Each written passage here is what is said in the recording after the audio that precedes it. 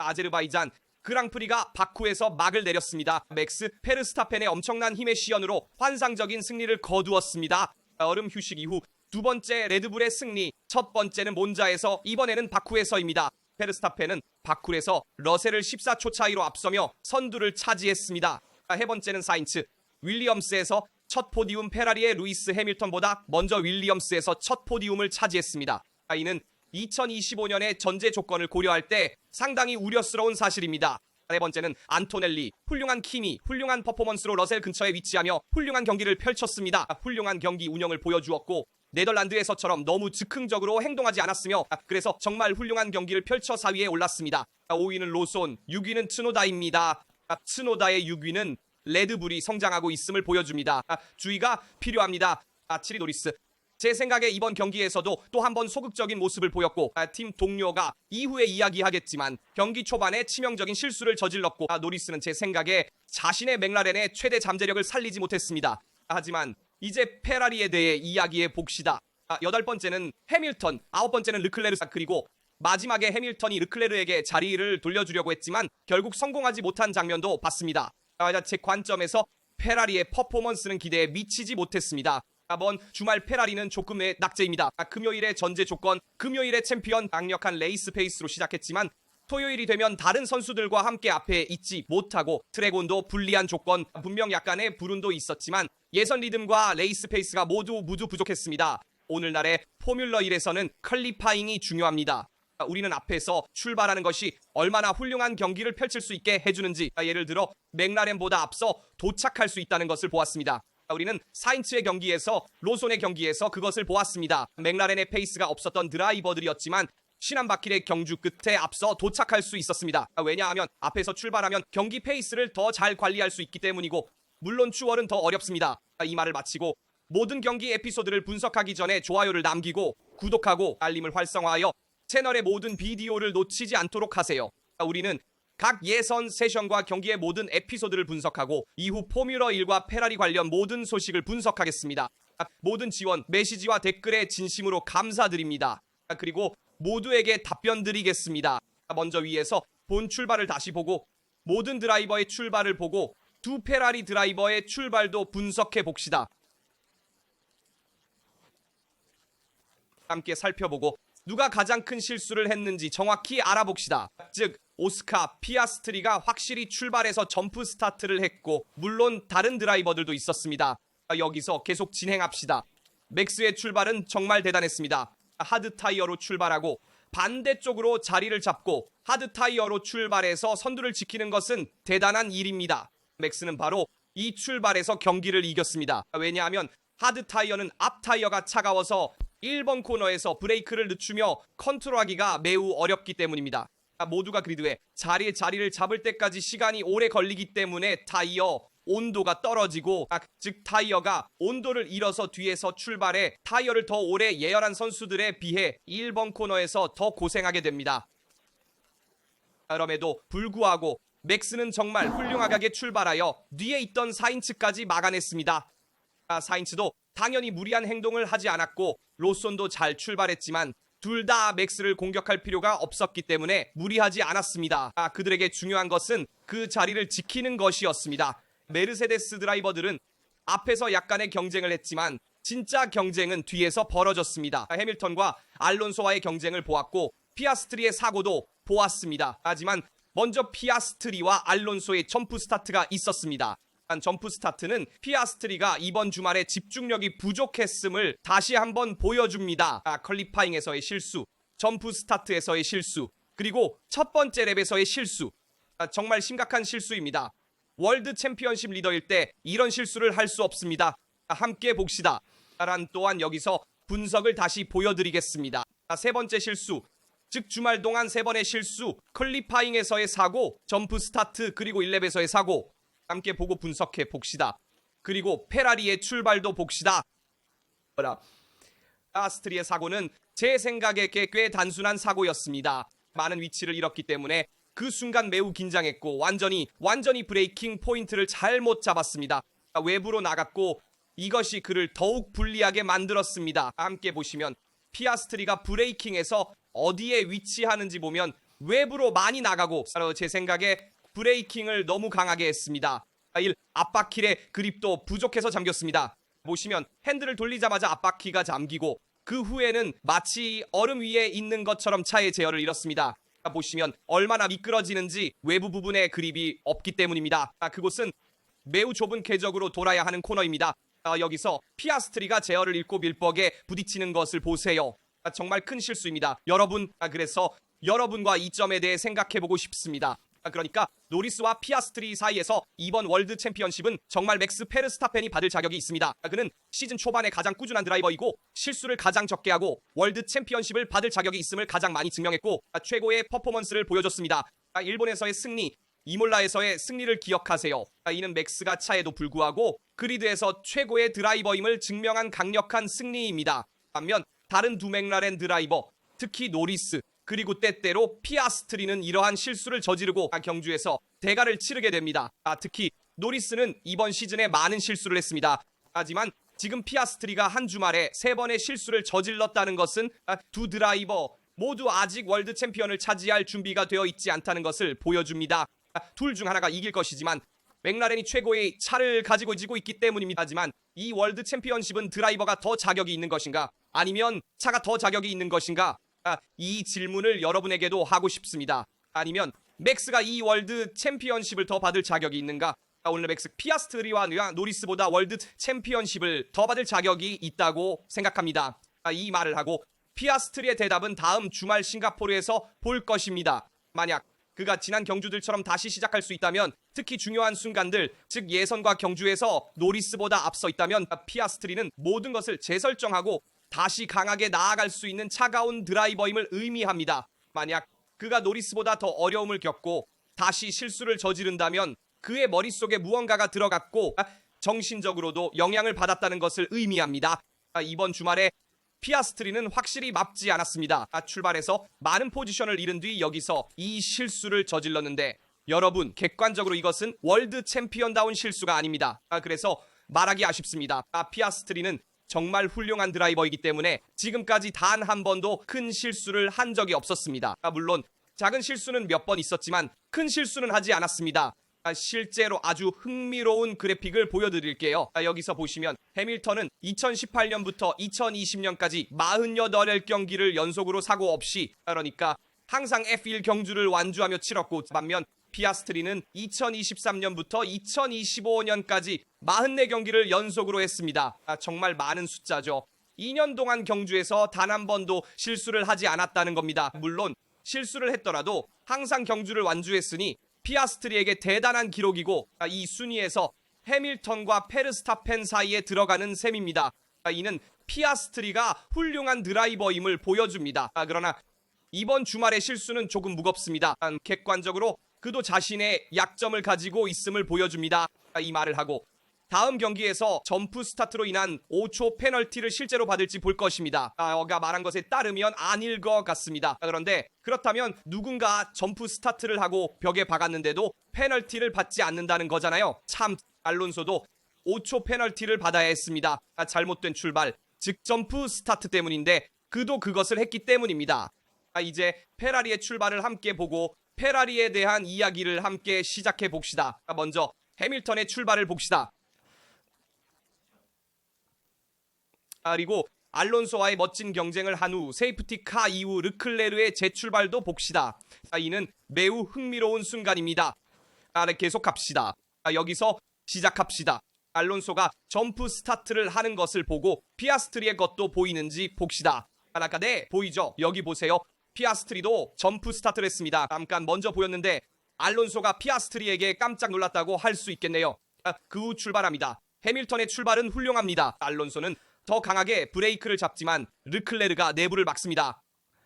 그리고 계속해서 여기서 해밀턴이 안쪽을 이용해 알론소에게서 자리를 차지하고 그 후 두 사람이 한 바퀴 내내 나란히 달립니다. 실제로 첫 번째 섹터의 이 첫 부분 전체에서 해밀턴과 알론소는 나란히 달립니다. 알론소는 그 포지션을 포기하지 않고 여기서도 나란히 갑니다.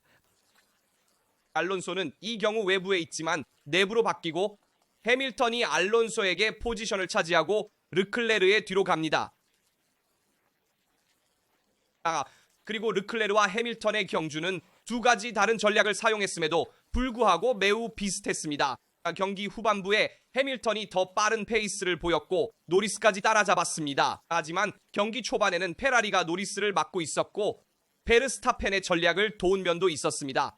첫 번째 경기 부분에서는 르클레르가 미디엄 타이어로 앞서고 노리스가 미디엄 타이어로 뒤따르며 헬턴은 하드 타이어로 노리스 뒤에 있었습니다. 이것이 경기 초반에 노리스가 르클레르를 추월할 만한 힘이 없었던 순간이었습니다. 즉 노리스는 팀 동료가 월드 챔피언십 리더이고 경쟁자가 경기에서 탈락한 상황에서 기회를 살리지 못하고 경기 끝에 겨우 7위에 도착했습니다. 그러니까 여러분 이게 말이 된다고 생각하세요? 뭘 얻었죠? 6점. 이건 정상적인 상황이 아닙니다. 만약 베르스타펜이 노리스의 위치에 있었다면 어떻게 했을까요? 과감하게 시도했을 것이고 페라리를 추월하기 위해 당연히 로손을 추월하기 위해 츠노다를 추월하기 위해 그리고 사인츠 즉 키미와 사인츠도 추월하기 위해 모든 것을 해봤을 것입니다.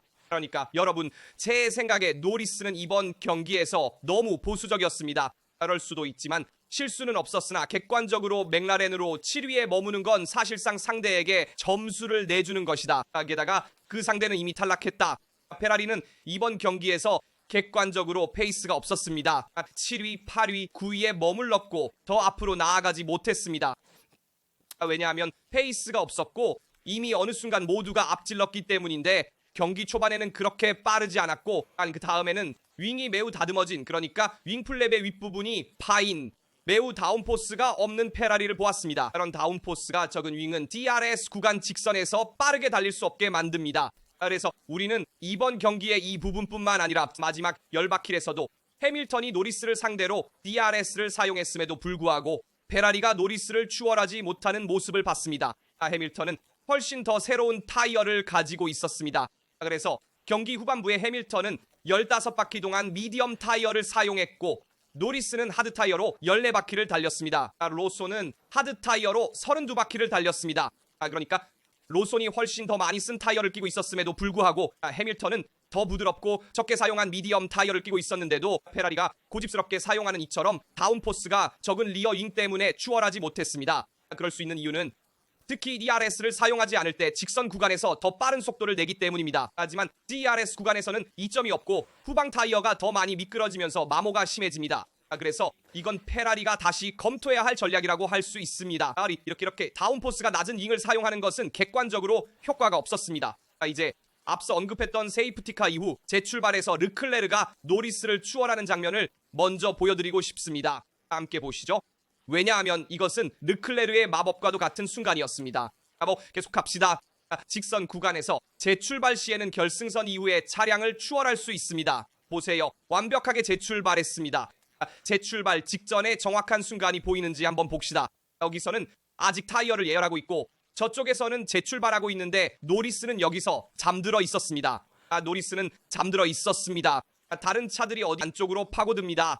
여기서 르클레르는 노리스가 안쪽에서 공격하지 않을 것이라는 확신을 가지고 있는데 그 점이 정말 충격적입니다. 그러니까 세계 챔피언이 될 가능성이 있는 노리스가 르클레르의 차가 맥라렌보다 훨씬 열등한 상황에서 안쪽으로 공격하지 않는다는 것은 놀랍습니다. 그러니까 르클레르는 노리스가 안쪽에서 공격하지 않을 거라는 확신이 있어서 미리 진로를 막아버린 겁니다. 놀랍습니다. 르클레르의 훌륭한 조작이었습니다. 저는 포화할 생각이 전혀 없습니다. 르클레르에게 이 공을 주어야 하지만 노리스가 이 상황에서 포지션을 방어하지 않은 것도 비판해야 합니다. 이 상황은 여러분과 함께 분석하고 싶었던 걱정스러운 상황입니다. 이와 관련해서 앞서 언급했던 것처럼 피아스트리에 대해서도 이야기해보면 그는 경기장 밖에서 휴대폰으로 경기를 지켜보는 모습이 다시 포착되었습니다. 여기서 피아스트리는 매우 많이 그도 자신이 저지른 어이없는 실수에 대해 곰곰이 생각하고 있었습니다. 그는 세계 챔피언다운 실수를 하지 않았습니다. 그리고 앞으로의 경기에서 이 상황을 극복하고 더 나아질 수 있을지 지켜봐야 합니다. 왜냐하면 그것이 매우 중요하기 때문입니다. 이것을 말씀드린 후 여러분과 함께 보고 싶었습니다. 우리는 피아스트리의 사고를 봤습니다. 잠깐 볼까요? 더 앞으로 거기도 괜찮습니다. 글쎄요. 이 바세르에 관한 미를 보여드리고 싶었습니다. 암제력맨을 만나보세요. 항상 차의 잠재력 얘기만 하지만 정작 일요일에는 그 잠재력이 전혀 보이지 않아서 이 말이 저를 웃게 만들었습니다. 차가 나쁜가요? 이게 바로 그 잠재력의 전부야. 항상 이 차의 잠재력 얘기만 하지만 절대 드러나지 않고 그래서 한 번도 좋은 예선도 좋은 경기도 못하고 결국에는 페라리가 항상 톱 5밖에 머물러. 내 생각에 그게 페라리의 최소 목표인데 이번에는 8위였고 진짜 이 페라리 팬들에게는 실망이야. 게다가 트랙에서는 차의 잠재력이 있었는데 즉 이 트랙에서는 차의 잠재력이 더 많이 드러나야 했습니다. 왜냐하면 바쿠, 몬자, 라스베이거스에서도 더 강하게 달릴 것으로 생각되었기 때문입니다. 하지만 몬자와 바쿠는 지나갔고 우리는 이 차의 잠재력을 보지 못했거나 적어도 금요일에 보았습니다. 그러나 다른 경기를 기다리며 페라리가 불리한 트랙에서도 더 나은 세업을 끌어낼 수 있기를 바랍니다. 확실히 이 낮은 다운포스 세업은 페라리에게 좋지 않습니다. 즉 추월을 허용하지 않고 예선에서도 강하지 않으며 더 낮은 온도 조건에서 고통받기 때문에 앞에 설 수 없습니다. 반면 메르세데스는 더 강하게 달립니다. 우리는 그것을 말했습니다. 온도가 내려갈 때 메르세데스를 주의하세요. 어제와 오늘 모두 한 번씩 증명했습니다. 이제 맥스 베르스타펜과 카를로스 사인츠의 경기에 대해서도 조금 이야기하고 싶습니다. 맥스의 대단한 경기였습니다. 여러분, 맥스에게 칭찬을 해야 합니다. 오늘 최고의 차를 가지고 있지 않았습니다. 레드불은 성장하고 있고 물론 츠노다도 훌륭한 경기를 펼쳐서 5위에 올랐습니다. 죄송합니다. 6위였네요. 정말 대단했습니다. 그러나 여러분, 맥스는 오늘 정말로 포뮬러 1의 고음팀을 증명했습니다. 우리는 말할 수 있습니다. 코멘트에서도 말하듯이 포뮬러 1의 고티. 그는 훌륭한 경기를 하고 4회 세계 챔피언임을 증명했습니다. 경주 시작부터 하드 타이어로 시작했으며 쉽지 않았고 하드를 장착한 채로 40바퀴를 돌고 미디엄을 장착하고 마지막에 빠른 랩을 돌며 마지막 몇 바퀴를 해서 빠른 랩을 기록했습니다. 정말 많은 것이었습니다. 여러분, 맥스의 정말 놀라운 경기였습니다. 게다가 그가 좋아하지 않는 트랙 중 하나에서 만약 우리가 원한다면 그는 항상 강하게 달렸습니다. 페레즈도 과거 레드불에서 그와 비교하여 강하게 달렸습니다. 그러나 그는 훌륭한 경기를 했고 이번 경우에 차이를 만들었습니다. 맥스에게 경의를 표합니다. 훌륭한 경기를 했습니다. 카를로스 사인츠의 이미지도 보여드리고 싶습니다. 훌륭한 포디움. 사인츠가 윌리엄스에서 첫 포디움을 올렸고 윌리엄스에게 정말로 중요한 포인트입니다. 이는 컨스트럭터 챔피언십에서도 큰 의미가 있습니다. 확실히. 그래서 대단한 카를로스. 그가 윌리엄스에서 좋지 않은 시기를 겪고 있었기 때문에 조금 회복할 수 있을지 볼 것입니다. 이 포디움이 그에게 더 많은 포지션과 포인트를 얻을 수 있게 해줄지 오늘 많은 실수를 한 알본을 어렵게 만들 수 있을지 볼 것입니다. 콜라핀토를 명백히 들이받은 것도 생각해봅시다. 그래서 이 카를로스가 다음 경기에서 더 경쟁력 있게 보일 수 있는 재출발이 될 수 있을지 볼 것입니다. 그러나 확실히 훌륭한 경기였습니다. 윌리엄스를 포디움에 올리는 것은 전혀 당연한 일이 아니었습니다. 러셀에게도 칭찬을 해야 합니다. 러셀은 여러분 두 번째로 항상 조금 과소평가됩니다. 왜냐하면 아마도 1위로 도착하지 않기 때문입니다. 그러나 그는 항상 놀라운 경기를 합니다. 특히 이번 주말 안에 그는 100%의 신체 조건이 아니었지만 훌륭한 경기를 하고 두 번째로 자리 잡았습니다. 정말 대단했어요. 키미보다도 더 빠른 페이스를 보였습니다. 키미 4위. 그도 훌륭한 경기였습니다. 왜냐하면 어려운 시기를 겪고 있었고 어제의 예선에서 거의 Q1에서 제외될 것 같았지만 러셀 근처에 도착했고 오늘 심지어 한동안 앞서 나갔습니다. 그러나 러셀이 다시 추월했습니다. 그러나 이것은 메르세데스에게 중요한 포인트입니다. 페라리를 희생시키면서 사실 우리는 순위를 잠시 봅시다.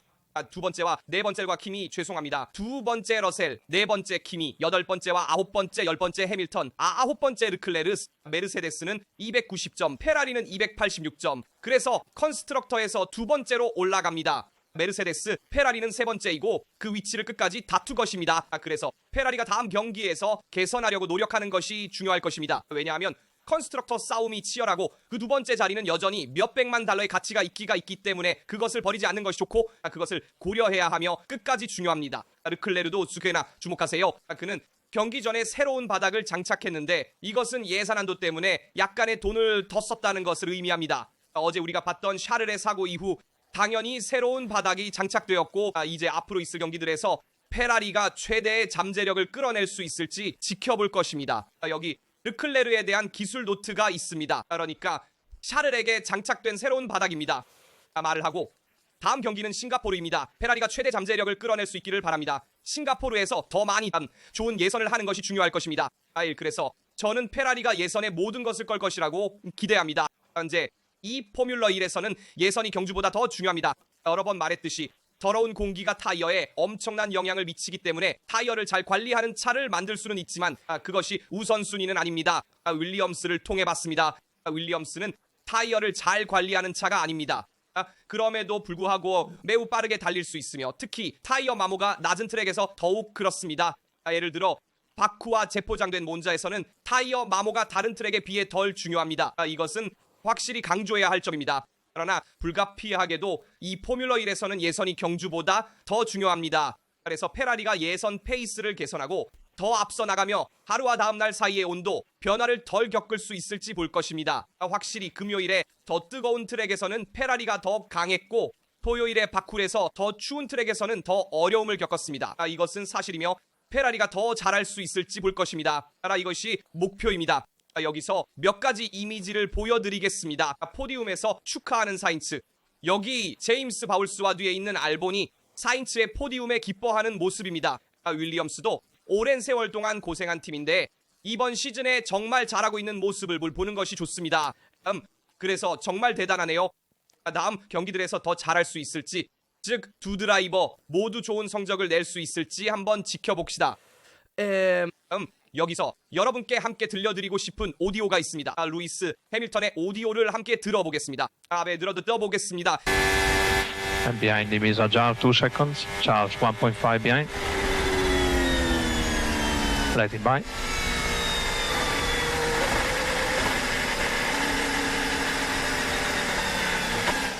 Fast.